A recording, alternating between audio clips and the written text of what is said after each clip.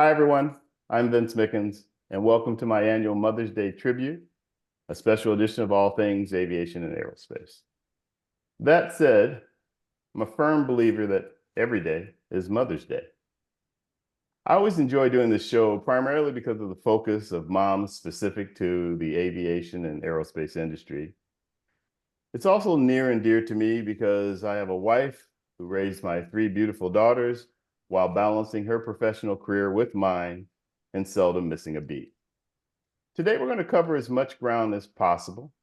I have 6 great guests, including transitioning from launching a career to launching a family. Only aviation people would say stuff like that. The support factor, whether it's a spouse, family member, friend, etc. And then the effects of technology, both good and bad. There's a lot of great technology that we have, and in previous shows, I've had some really interesting conversations. I'm sure this won't be any different because technology continues to evolve. So also want to hear these moms' perspectives on the industry and how they inspire the future generation, particularly their own when possible. I know all about that, and I'll be lucky if any of my 3 daughters become a private pilot at some point just for fun. As I mentioned, I have a great panel of guests. These moms are in different stages of parenting and careers, and so there's a lot to talk about. Only one of the 6 I've known for a long time and has been a guest on the show before. The rest I only met recently, and some as recently as, 30, 35 minutes ago. So without further ado, meet Yvette Rose, a longtime colleague and friend who recently joined the FAA as the Deputy Executive Director of the Office of Rulemaking. She'll tell you guys what that's all about. But it's great to have Yvette back on the show. We also have, and I did it, I hope I get it right, Sophia Ghezai? Did I get that right? Yes, you did. Oh, good, because I forgot to ask you before we got started. I'm notorious for that. So Sophia flew for the airlines for a number of years, and she currently is a board member of the International Aviation Women's Association, better known as IAWA. She's actually the vice president of the African and Middle East region. And she also worked with the Flight Safety Foundation. So looking forward to hearing more about that. And Rachel Gianni, did I say that right, Rachel? Yeah, Gianni. Gianni. Oh, I don't know why I said it the other way. Rachel Gianni is a corporate pilot for Northrop Grumman, and will tell us more about that from the corporate pilot perspective. And we have Stephanie Grant, who is a Boeing 777 first officer for United Airlines. Then we switch over to the rotor wing side of things. It's one of my favorite areas, even though I've been fixed wing forever. Kandace Fleming. Kandace is a helicopter pilot for Air Med. And then we have all the way from Honolulu, Hawaii, where my oldest daughter lives, Brittany Kahawai? It's Kahawai, but that's good. Kahawai. Okay. So I was too busy before when we were listening to you guys and talking about your backgrounds to pay attention to the fact that I needed to check about 3 names. But anyhow, Kahawai. So Brittany is a first officer, flies for Spirit Airlines, their Airbus fleet. I think you said you fly the 320? That's correct. Okay, great. Ladies, welcome to All Things Aviation and Aerospace. Thank you. Thank you. Thank you. Yeah, it's great. It's great to have all of you with me, and looking forward to this conversation as I always do. So I kind of wanted to, I had another way I was going to start this, but then after listening to you guys, I was like, let's just roll right into this. The number one thing that comes up with a show like this is talking about your balancing, work and family. And all of you immediately dove in the pre-show and started talking about, so how do you do it to each other, which I thought was really cool because like exchanging advice with each other. So, maybe we can just start there and start talking about what you guys, how the support comes into play and, how important that is for you to be able to pursue your careers in aviation. I'll let any of you take the lead on that. I'll jump in. My kids are on the older side, so I can speak to what lessons and how I got through it and what lessons I learned along the way. I was very fortunate to have lived close to my parents. And so my parents were able to watch my children. My parents were both from Ecuador, so my children were able to learn Spanish. I have two sons. They're now 22 and 19, but they really watched them since they were babies. So until they weren't able to anymore. But that was such a blessing, and especially in the Hispanic culture, family is so important, and that community of support. And no one of us has done it alone. But for me, that was just an incredible blessing. So I was very fortunate, and I consider myself very fortunate. But I would welcome hearing the other stories of how, especially the pilots. I'm the only non-pilot on this panel, so I have a great appreciation for the schedule that you guys have as pilots. So happy to kick it off. But yeah, but before you toss it to someone else, you raised two boys. Yes. Tell us about that. Oh, they're my most proudest, most important job in the world is my son. So I'm a recent empty nester. So one graduated a semester early from college. The second one is starting his first year in college this year. So, and I've switched careers too. I mean, I've been with the FAA just 6 months. So I was able to really looking at that work-life balance, recognizing that, my children are embarking on a whole new stage of their life. Maybe it's time for me to give back and do some public service. I don't have that in my career, in my background. So I'm very lucky to be able to do that. And I think, setting an example for them as well. And yeah, I don't know if they'll go into aviation. I might be failing at that, but I will really try. But you know what? I think you don't give yourself enough credit, like you were saying to Sophia earlier. You do actually, I mean, you maybe officially you haven't done the giving back, but you have always been involved in tying in with the schools and letting young people know about opportunities in aviation and things like that. You've done actually quite a bit of that, and are well known in the education side of things in the district and the DMV area. So thank you. And you did that while you were balancing work and raising two boys. Yeah, sometimes, that giving back piece, you just get more out of it than you give. And again, I think it's about recognizing how fortunate I was in my life, and just giving some people support that needed it along the way. And I got a lot out of that. So thank you for that. No problem at all. Anybody else want to chime in? I want to follow up on the Yvette's footstep, because she talked about family. For me, it was easy to be a pilot because my parents, both my mom and dad, were in Florida at that time. And when I started flying at that time, I was a single mom as well. They just gave 2 weeks notice and moved to the DC area. They lived for me for a couple of months, and they moved next door, like 5-10 minutes away. And they really supported me along with my sister to take care of my kids when I was flying. And of course, as a pilot, you have to kind of sacrifice your career as well if you want to have balance within your family. So I stayed on the right seat as a co-pilot forever, gave up being a captain to have the best schedule that there was. So I was just doing stand-ups, night flying. So, I'd be with my kids the whole day, whether it's school activity, dropping, picking. We'll do the homework and put them to bed and go flying if I need to. But I had my schedule in such a way I flew only Friday, Saturday, Sundays, and only at night. So I was never an absentee mom. I was there all the time. And my parents helped over the night. So having that family support system that has a cultural value as well was important, and it helped me go through my pilot career. But then after I was laid off and my airline went under, I made another career decision not to go back to flying. Yeah, tell us about where you flew though. You flew in Ethiopia, correct? Yeah, I started my flying career with Ethiopian Airlines. I flew in Africa, of course, the whole of Ethiopia and the Middle East, Africa, and Asia. And tell us about the milestone. What's the unique milestone for you that you're very modest about? I was the first commercial pilot for Ethiopian Airlines.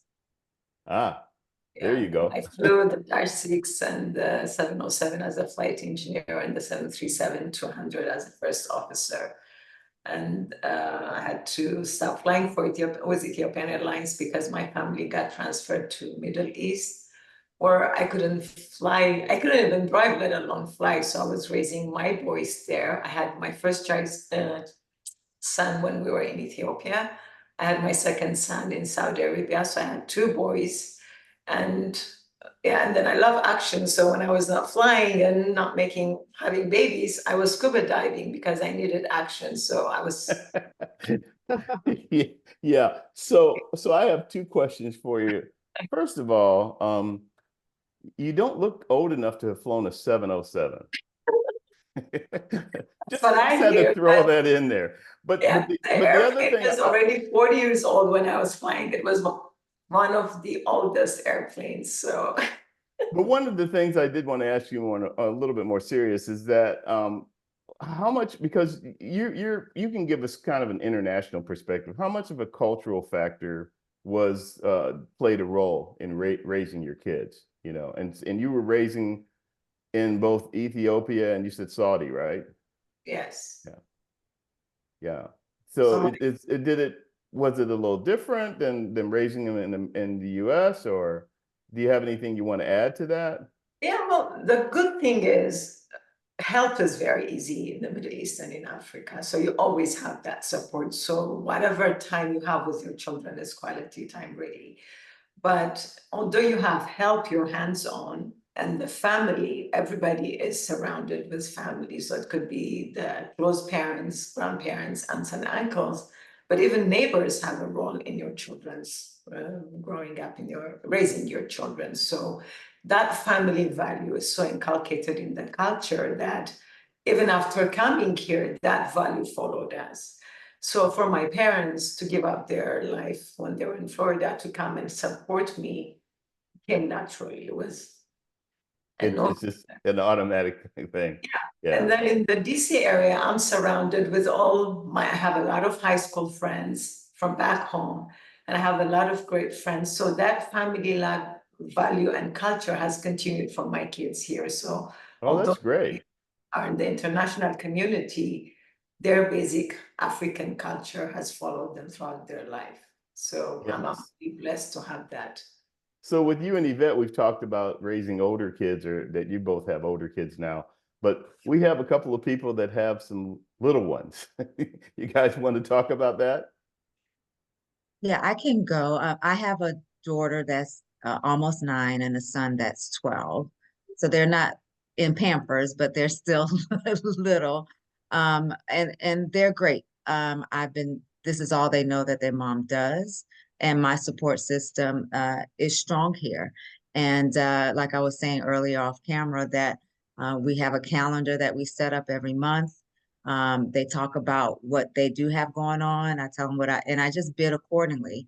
And thankfully, now that I fly internationally, we don't fly as many days a month. So in any given month, I can be home 19 to 21 days, which is phenomenal. It's kind of unheard of.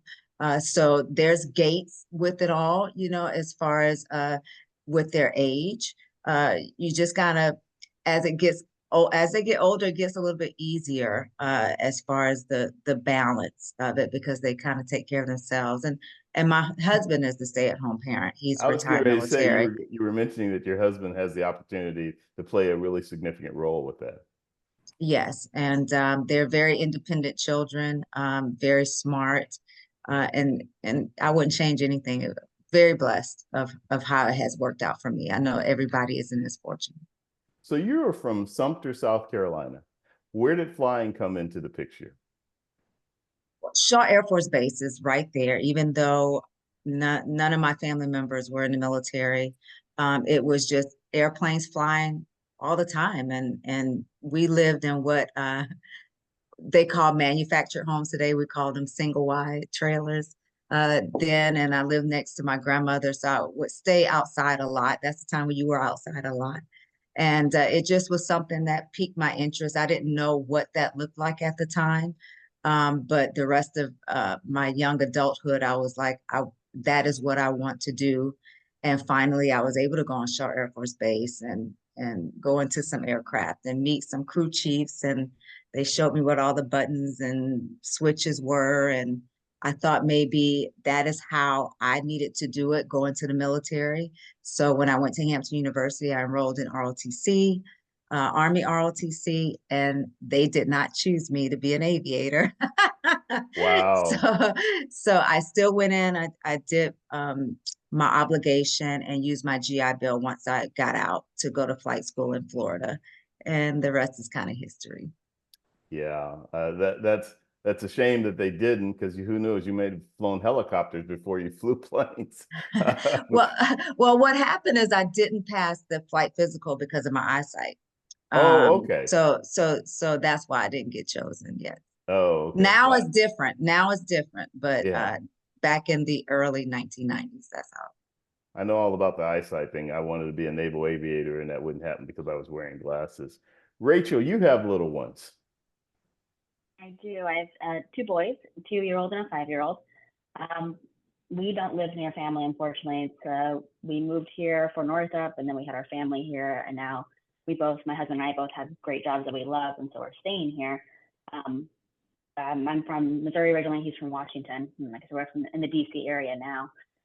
So to make it work, we have a nanny that we was talking about earlier. We kind of pay her a flat rate, 90 hours a month. We very rarely use all of that. My husband, he is a helicopter pilot for Maryland State Police. So he gets his schedule about 6 weeks in advance or so. So she knows the days that he has off, or kind of her days that she can plan to have off. But the days that he's working, she's on call for us, 48-hour call out. And yeah, but just between the 3 of us, my company, what I love about working for Northrop and my company is that they mentioned earlier, I'm the only female pilot and the only mom. And so they work with me so much. Like my boss is always like, hey, is this trip going to work for you? You know, if something doesn't work, it's easy for me to text him and let him know, like, hey, can I switch trips, you know, kind of make it work. And then between that and my nanny and my husband's schedule, we are able to make all the pieces come together. We do say all the time, though, if we don't have our nanny, she's been with us for 5 years, and I trust her so much. She's amazing. She's our family, basically. You know, again, with our family not being around, she's like another grandparent to my kids. And so Yeah. I say all the time, like, if we didn't have her, I don't know what we would do. Yeah, it makes a big difference, I'm sure. And you guys were talking about that. Was that you, Candy, that also had a kind of a unique way in terms of having a nanny? Yes. So I just want to backtrack just a little bit if there are any Oh, sure. helicopter pilots on here or future helicopter pilots that, as far as when you're thinking about having children, an EMS job is perfect. Because there's so many helicopter jobs where you're just gone, like firefighting or Gulf of Mexico. I can't even imagine when I flew offshore having children. I'm sure it can be done, but it would be a lot more difficult. Flying EMS, we know our schedule. I mean, I can tell you like 2 years from now when I'm off. And then we work a week on, week off. There's only 1 week a month where you're gone during the day.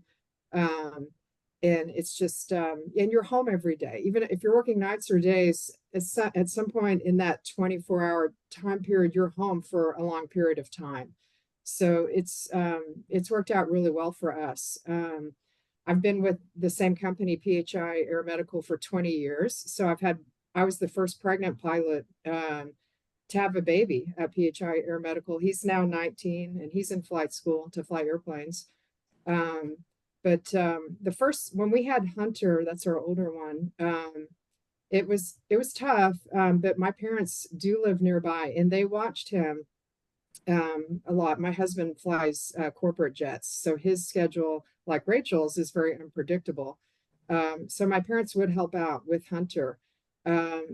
When Gunner came along 7 years later, my parents were like, we can't do it again with a little baby, which I understood.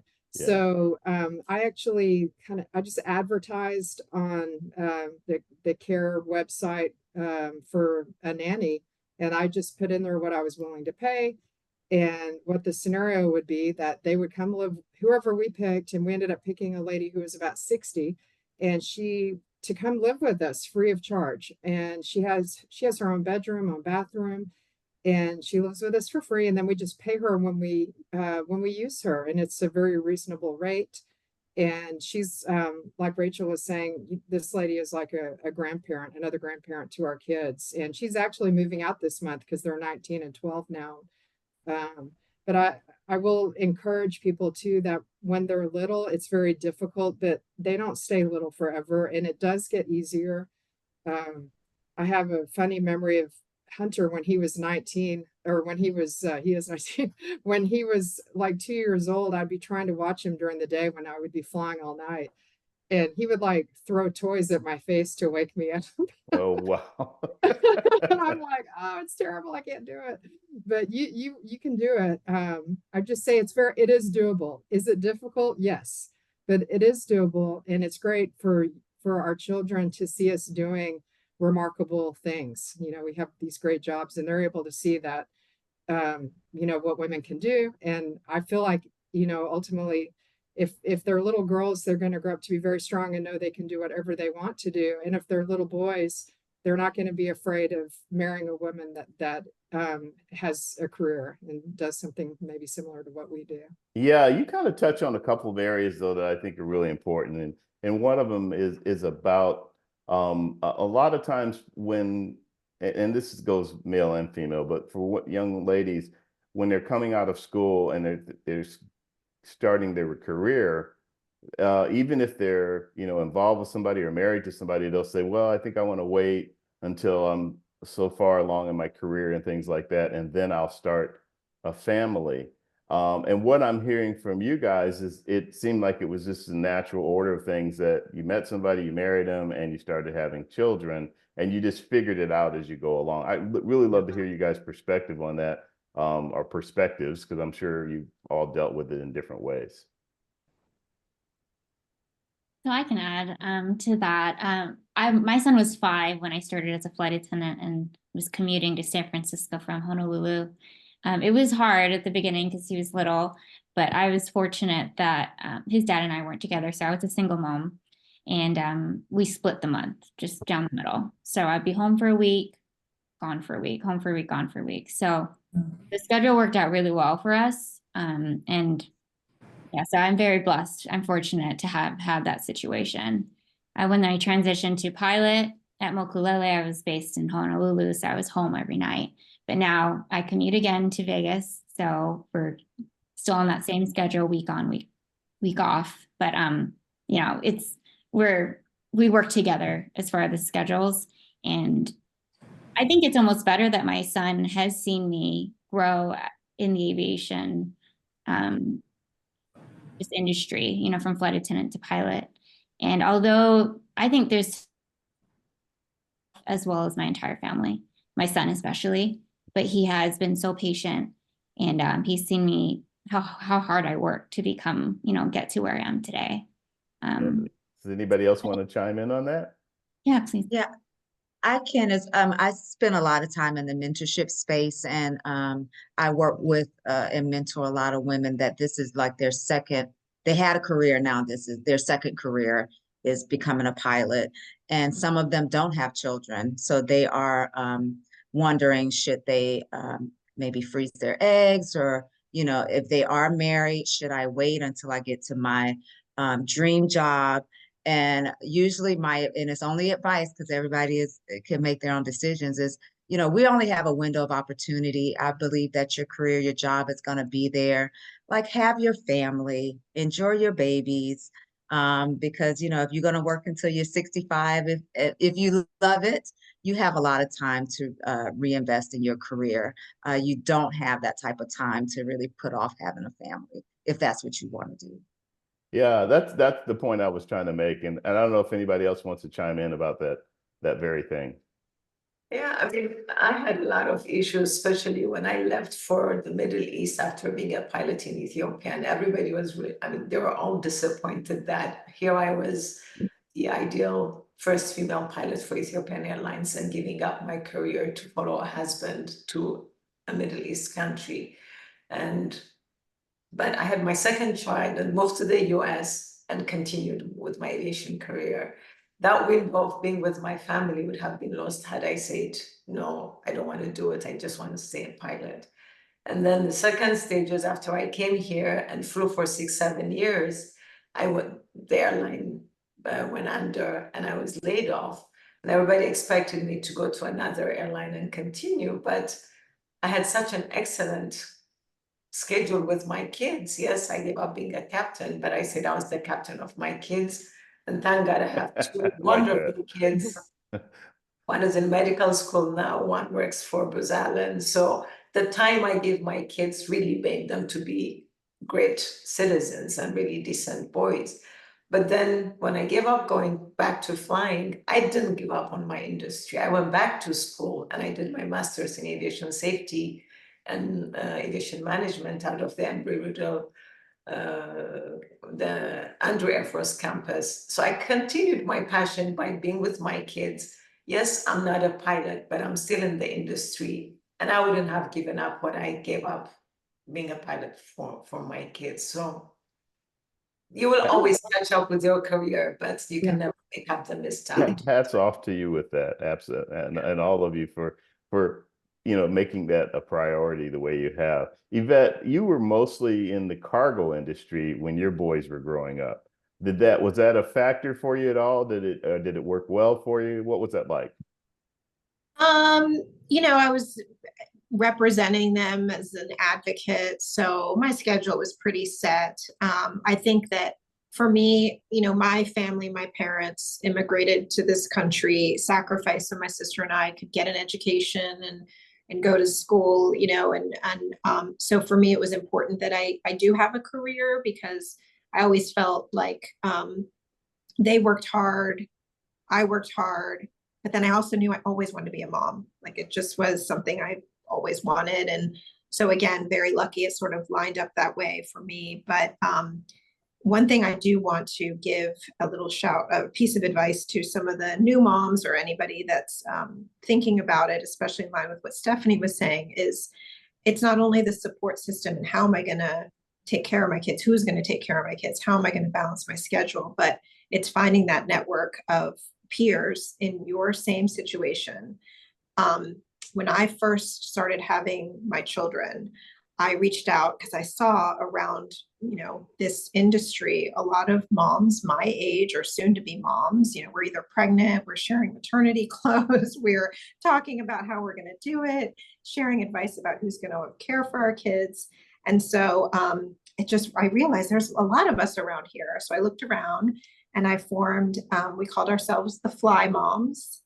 And we still get together, we still talk, we still compare notes. Now it's about, we've seen each other all through the years of our children's lives.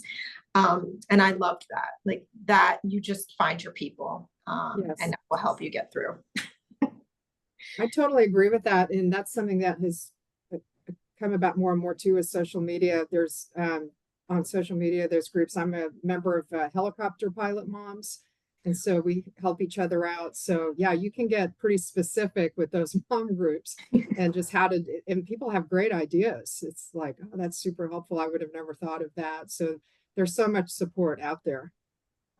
Does anybody else, are any of you, any other, does anybody else get involved in, groups like that to help with the village factor of raising children? That would be a no. Yeah, I'm part of a no, and there's like a Facebook group that has female pilots, and there's another one for like pilot moms that I try to chime in when I feel something I can help with the discussion. One I think I participate in the most is when I hear women say, I'm having a really hard time with my schedule. I don't know if I want to keep doing this because of my family. I try to put the perspective of like, well, there are other options besides just the airlines. For example, Part 91 corporate, which is, I feel, such a small sliver of the aviation industry. People just don't really consider that as an option. And Part 91 corporate can be wildly different between different companies. So, it's not always going to be a good thing, but it can be a good balance. For me, our company shuts down for 2 weeks over Christmas. So I'm guaranteed Christmas off through New Year's, always have Thanksgiving off, always have the big holidays off.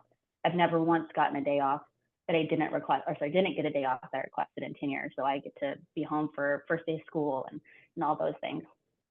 So I feel like that's a discussion whenever I see that. I'm like, don't forget there's other things besides, you know, just what you're doing. You know, there's plenty of other aviation jobs that you can maybe not do what you thought would be your dream job when you started your flight training, you know, but you can still feel fulfilled. You can still feel as if you're getting a little bit of, you know, the family life and what that's important to you, and maybe go back to that once they're, you know, a little bit older, and just try to put that perspective out there, because I feel like that's one that gets kind of lost sometimes. So again, we're such a small part of the sector.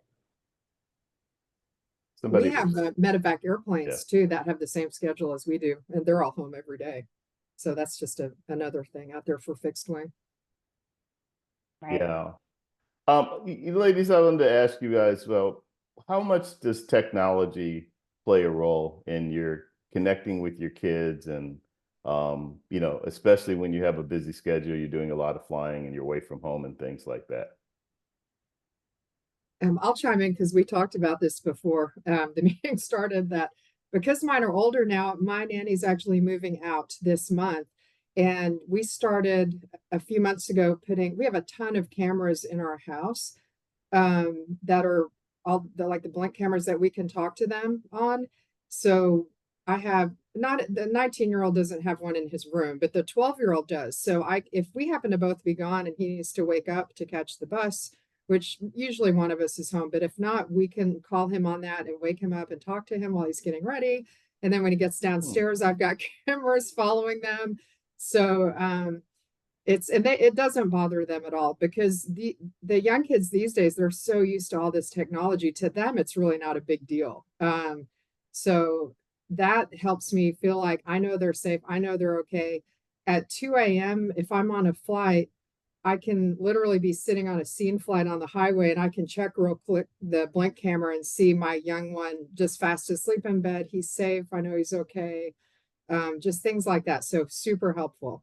And they don't feel that's imposing, huh? No, not at all. And I don't know if it's maybe because of the age that they're just so used to stuff like that, but no, they don't. The 19-year-old occasionally has shut them off in the living room, and of course I was wondering about that. Yeah. And I'm like, you have to keep those on, and he's like, okay. And now I think he just doesn't care. How about the rest of you? I mean, we're not constantly watching them, you know, so Right. I'm just checking in here and there. Who else uses technology? Go ahead, Stephanie. I think FaceTime is great. You know, my son has a iPhone. My daughter doesn't have one yet, but we still have a house phone, which I know is kind of archaic for some people. So she knows everyone's number. So periodically I'll just get a call from, or I can call home and she knows that that's her phone. So she picks up. But yeah, and technology for us, it plays a role, but it's not super major. I may have to be like Candy one day and put some cameras in my house, but yeah, FaceTime for us has been golden for when I'm away. It keeps us very much connected. Rachel, Brittany, Sophie? Yeah, well, for me, it's the reverse. So yes, we use WhatsApp. We have this technology to communicate, but my boys have me on their iPhone, like they know wherever I am. All my trips, we have TripIt, they know where I fly, which hotel I stay to, so they have all my schedule. On top of that, when I travel, if I'm an Uber, they know what Uber I took and everything, so they've set it up so that they know everywhere I go. So it's the reverse. Now they're the protective kids. They're 29 and 26, so they're the ones monitoring my whereabouts more than me monitoring where they are. I love that, Sophie. That's great. Talk What about was that flipping the trip app? script. There's a TripIt is like any hotel room that I reserve, any restaurant reservation, flight reservation, car rental reservation. I have a TripIt app, and we have a family app, so we all get all the information on my activities and travels. I wow. also recommend like Life 360 if anybody has heard of that. Oh, yeah. That's a great one to have. Yeah. Rachel, Brittany? I do have something to add as far as technology hindering parenting efforts. I do also have, cameras, and I use FaceTime with my son. My son has my location, I have his. But I do feel that it could hinder parenting efforts sometimes. So I do have an app on his phone where I monitor it. I can see, what websites he's on, who he's talking to. So when I'm away, it's great because I can't, be there to keep an eye on what he's doing online, or because he plays games. So I really want to just be aware of who he's talking to, who he's playing with.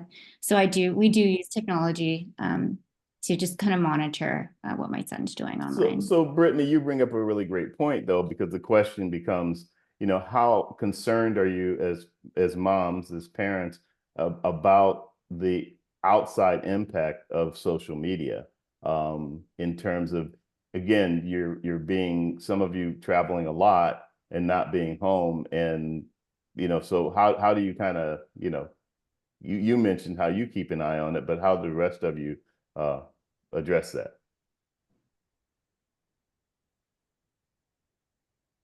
Don't all jump in at once. It's a hard question. It is. Mine are a little older. I feel like Stephanie, you might be in the closest. Yeah, and because I'm not here, my husband basically that's kind of his role, so He I'm not polices as it. yes, for sure.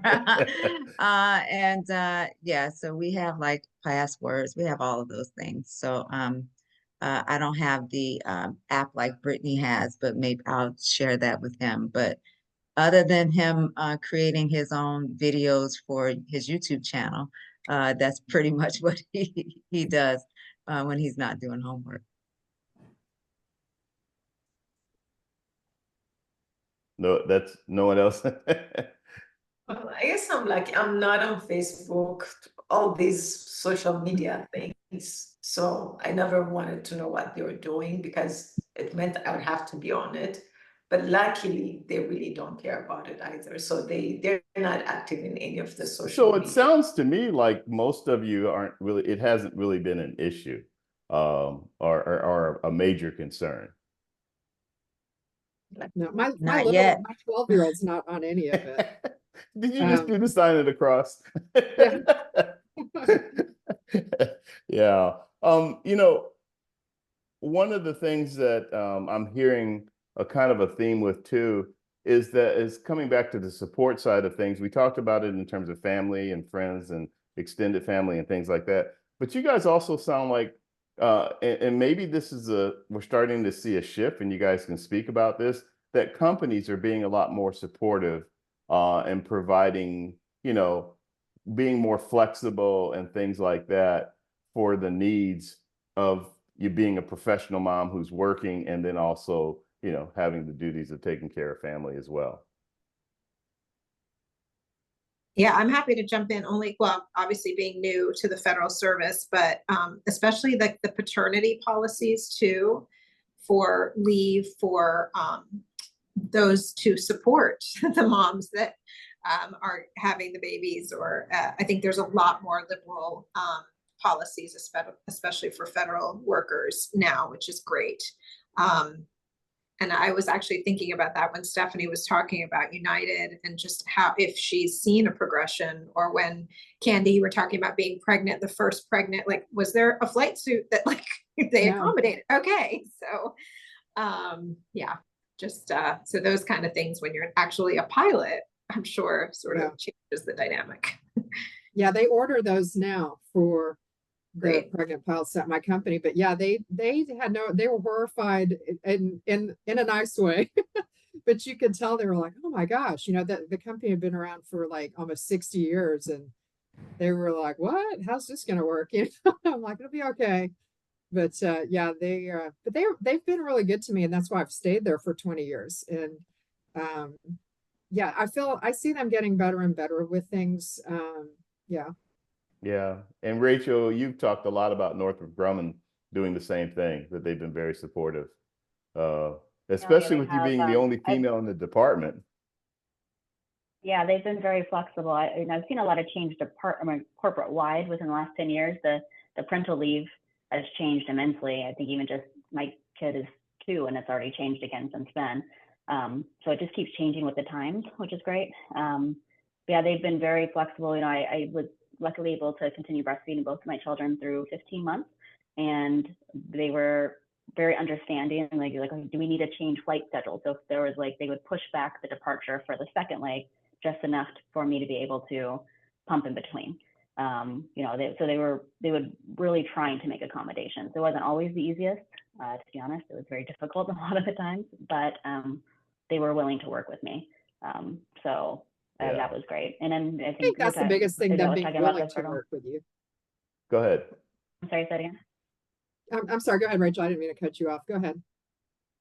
Oh, no, I was just saying also, I was seeing from like, I was saying earlier, my husband's a Maryland state employee, and he gets 3 months for parental leave, which was more than I was allowed. I had to take, you know, disability in my own time. But to saying, I think it's changing as a whole throughout all industries, which is really great to see that it's being extended to both, you know, the mom and the dad. It's been huge for us. Yeah, Candy, you were about to Candy, say? I didn't mean to cut you off. Yeah, sorry about that. No, I was just saying that, you know, the companies aren't perfect, but I think it's that willingness. And as time goes on, they're trying to sort it out. And I feel like my company is willing to change and trying to understand how to do better by us. And I really appreciate that. It's progress, not perfection. So I have something fun I want to talk to you Probably guys. all younger than Yvette and I, and you're still thinking about taking care of your kids. But there will come a time when you'll start thinking about your aging mothers as well. So it's that support that you have here and the support that you get from your companies and everything may not at one point be enough, that you'll have to yet again make a pause in your career to take care of your parents. I'm at the stage where both my parents are aging in and out of rehab and hospitals. And I'm on a career break to take care of my parents. So it will continue, but I still feel like I still have enough fuel left to go back to aviation when I'm ready after taking care of my parents. So as mothers, it will continue. That caregiving and balancing with career will continue. So keep that in mind. Yeah, that's a really great point that you bring up, Sophie. So I was gonna tell you guys, I wanted to have a little fun with you for a minute. This is something I've experienced. I think all parents do that work in aviation.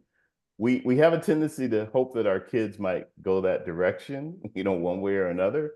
And boy, are we in for a surprise half the time. So I wanted to see with you guys, and I really wanted to address it from two perspectives. One, as a parent, as a mom, in reference to your kids' interest or not being interested in our industry, and how that's working for you. And then the other part of it is in terms of what a couple of you have already touched on, Stephanie, and that's inspiring the up and coming, the next generation, you know, our future aviation professionals and that type of thing. I always like to kind of let our audience hear that. I'll start with that. I have one other thing too, but any of you, if you want to chime in on that.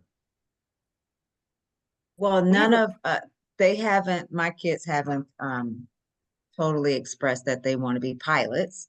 My son has asked about a discovery flight, so we'll probably do that for his 13th birthday. I just think it's important for me to cultivate whatever they're interested in instead of totally pushing them in one direction or the other. And the second part to your question, I think I mentioned something about mentorship space and helping to give back. I always believe it's my duty to do that. I was one of the founding members of an organization called Sisters of the Skies. I believe you know Captain Teresa Claiborne, who's Absolutely. actually retiring this year. She's the president of that organization. So I was on the board for several years, raising money to give back to help women of color, specifically African-American women who are interested or already enrolled in flight school. So I actually started the scholarship program, our annual gala, because I didn't mention this, I think it's in my bio, but I'm a part of the first all-female African-American flight crew in the US. I was the first officer on that flight back in 2009. And when the 10th anniversary of that was approaching, I just wanted to, I'd already been in the press, magazines, newspapers, and I knew that God didn't put me in that space for it to just be about me. So I wanted to put something in place that would help somebody else not have to hurdle over all of the obstacles that I had to on my journey to the flight deck. So we started, 2019 was our very first scholarship gala.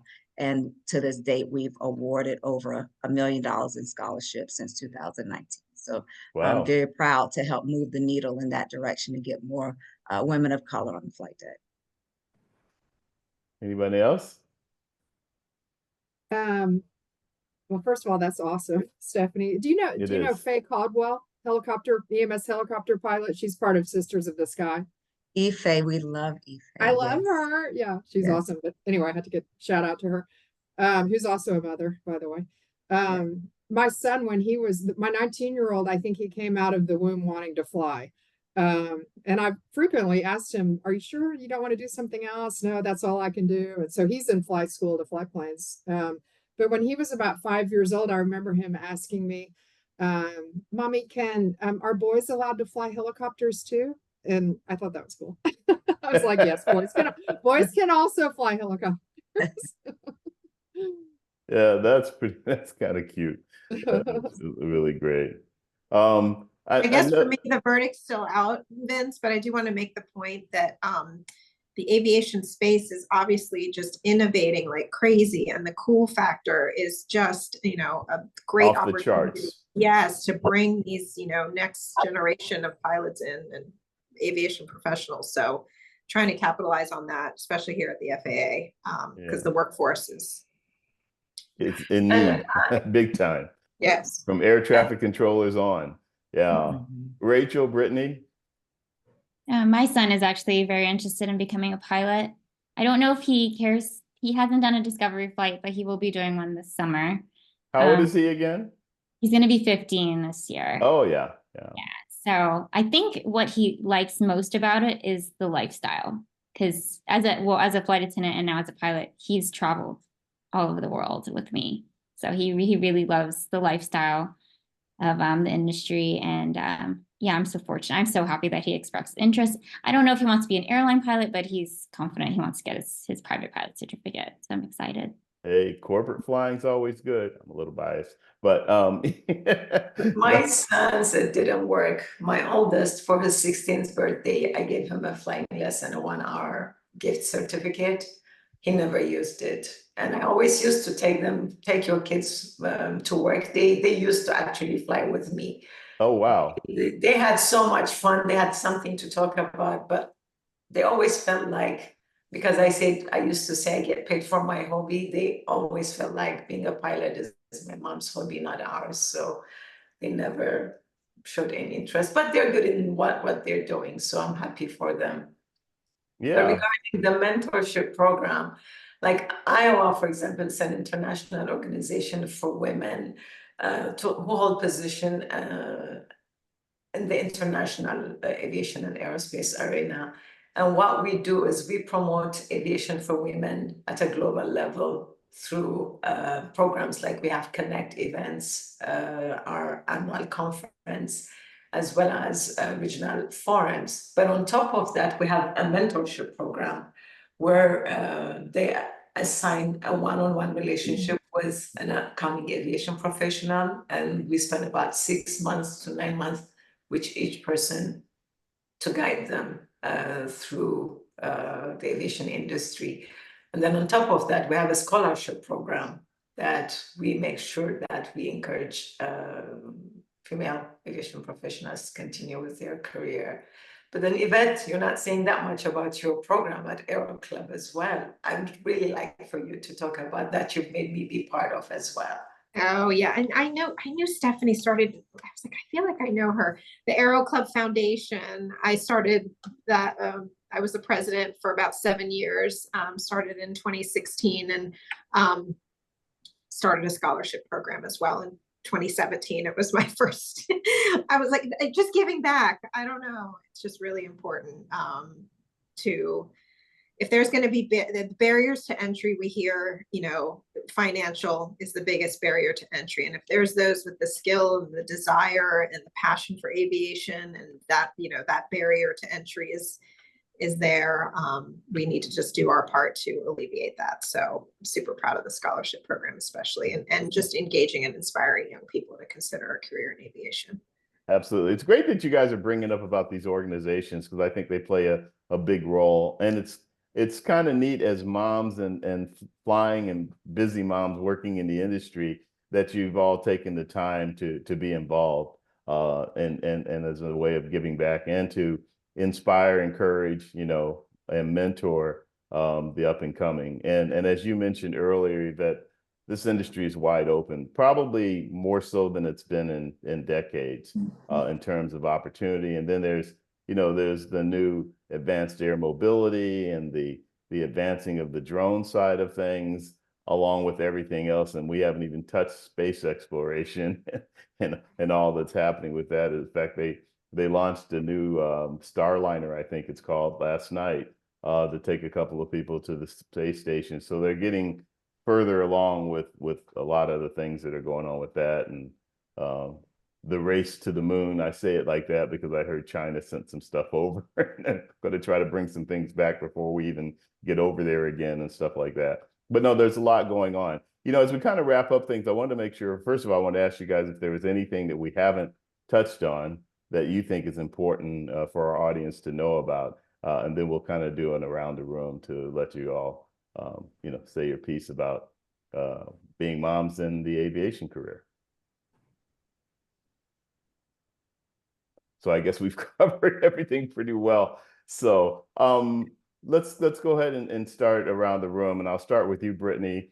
Just tell us your overall thoughts about having, you know, about being a mom and what you're doing with your career and things like that. I love being a mom. My son is 15. He's going to be, you know, gone in a few years, which makes me sad. But I think it's totally possible to be a mom and have an airline pilot career. I know some people feel like it's not possible, but, you know, from hearing from all these wonderful inspirational women, like it is possible. And, you know, whether it be hiring a nanny or an au pair, just family helping. But it's important to know that, you know, you can follow your dreams and be a mom. And really just having a balance and having that support system is important. I know Yvette talked about it a lot, but having your peers, meeting peers and networking and just being involved in all aviation industry. Like I'm involved with Women in Aviation and Girls in Aviation Day. There's so many organizations out there that you can go to and meet people and network and get information. That's how I am here today, because, you know, I have that support system of female pilots, moms who've supported me throughout my journey. So really just don't be afraid to reach out, seek support, meet friends, and really just be involved in the industry as much as possible. Wow, very well said. Thank you so much for this opportunity. Yeah, no, it's been a pleasure. Rachel? Yeah, I kind of want to echo what Brittany's saying. You know, it can be challenging at times to be a mom in aviation, but overall it's just so fulfilling. It's so worth it. I had a friend, she's a United Airlines, and we were talking about it. It's like, I am a better mom being able to do what I love and come home, and then I'm home with my kids. You know, I have a lot of friends who are full-time workers, and they come home and they are just so decompressing from the day. They have a hard time engaging with their children, but I feel like I'm blessed to not. I come home and I'm home. I'm present. And again, just being able to do something that I love is huge. And I do think I've been flying since my kids were little, and that's a conversation we've always had ever since every time I have to leave, we have to talk about, you know, I'm also sad that I'm going to be away from you, but I'm also happy because I get to go do something that I love. You know, it's a conversation from a young age, is, you know, it's a mixed emotions, mixed feelings, but at the end you're doing something that's important to you also. And there are a lot of times that can be hard, but overall it's the best job. I think you bring up a really great point. We'll continue to do around the room, but the fact that you guys love what you do, that you have a passion for it. So one, it doesn't feel like work, and two, you come home feeling fulfilled on the work side of things. So then being home with your kids, when you're able to, is fulfillment on the family or personal side. So that's a really great point that you bring up, and I appreciate hearing you say that. Well, I think also from, with us, we go to a hotel and we get to sleep and watch Netflix and talk to another adult without kids, like that's a lot of moms would just dream of having that time, So I think that also is, what we do. You spend the day in the air doing something awesome, and then you go home at night and you get a little me time to yourself. Like I go to work to get a break. I always joke about that. Like sometimes when I haven't flown for a while, I'll ping my manager and be like, "It's been a while. Mama needs a break. Can I get that 3 days on the schedule? Like, can I go sit in a hotel for a while?" So I think just that's overall, priceless. That's absolutely priceless. Stephanie? Yes, of course, I echo Brittany and Rachel. I will just leave everyone, and thank you, Vince, for having me. I really appreciate it. It's been I a appreciate you great being with us hour. today. But two things that I was told once I became a mom. One of them was if you ever feel like you're being stretched, reach out to someone, not because you're weak, but to remain strong. And the second thing they said is you may not be able to have it all at once, but you can have it all. It may not just happen all at once. So I would just, any mom that's out there that's trying to figure out how they can balance, or if they're being too stretched, it will be okay. Make sure you just reach out because there are support systems in place to help. Wow, two great words of advice. That's fantastic. Sophie. Yeah, I was gonna say, I feel like I needed to hear that, so thank you. I think Stephanie said it, or everybody said it. It's just finding that balance, and you don't have to hate yourself for being an absentee mom, or you don't want to hate your children for making you miss out on your passion. So find that balance that works for you. Yeah, no, absolutely. That's a good way to summarize it. Yvette? Yeah, first off, Vince, thank you so much for having this. And the way you kicked it off, I think just was really inspirational for me. I am just, all of you are role models. So keep the good work going. I love all the words of wisdom. I also felt like, you may have moments of mom guilt, and that's okay. That too will pass. And I loved how we were all just nodding our heads going like, yeah, sometimes we might have gone to work for the break. It's okay too. Don't worry, that's okay. No, but I just echo everything. We're all just trying to get by and do the best that we can, and seek out those support systems is the key. And Candy, as I famously say, take us home. Well, I don't know what I could even possibly add. I would just kind of reiterate everything. Also, if there's maybe young women out there that haven't had children yet that are watching this that want them, or if they're young moms that have them and are thinking about flying, and and thinking, well, they have all this support and their parents or this or that. It can, I just wanted to kind of just acknowledge you, if you're watching, in that you can do it. Keep moving forward. You can get, reach out to social media and get help, because there are other people like you out there that have done it, and everybody has different levels of support. But it is possible, and I just want to encourage you to do it. And what a pleasure being here with everyone. Yeah, and thanks. Yeah, that's great. This It's was Yeah, it's a pleasure to have all of you. We have run out of time, but I always love doing the show, and it's really great to get you together and hear your perspectives and let you share that not only with our audience but with each other. It was, it's just an opportunity for you to kind of say, oh yeah, I hadn't thought about that before, or whatever the case may be. So this has been great, ladies. Thank you so much for your time. I want to say officially Happy Mother's Day to all of you. And Thank hope you. that you have great Mother's Day. As I said at the beginning of the show, though, I think, every day should be considered Mother's Day, because I think the sacrifices and efforts are made to raise a family. You guys should be recognized every day. So that goes for my wife too. Thank you, Vincent. Yeah, absolutely. So it's really been a pleasure with you guys. You guys take care of yourself. And that wraps it up for all things. Thank you. That wraps it up for all things aviation and aerospace, our special edition in honor of Mother's Day. I want to thank you all for watching and listening. If you'd like to see this on demand, you can go to Private Air Media Group or All Things Aviation and Aerospace on YouTube, Facebook, and LinkedIn. It's also available in about another 24 hours as a podcast on Apple, Spotify, or wherever you get your podcast. Appreciate having everybody on board and look forward to catching up with you at the next show. In the meantime, everybody take care, safe flying if you're a pilot like me, and have a good one. Take care, everybody.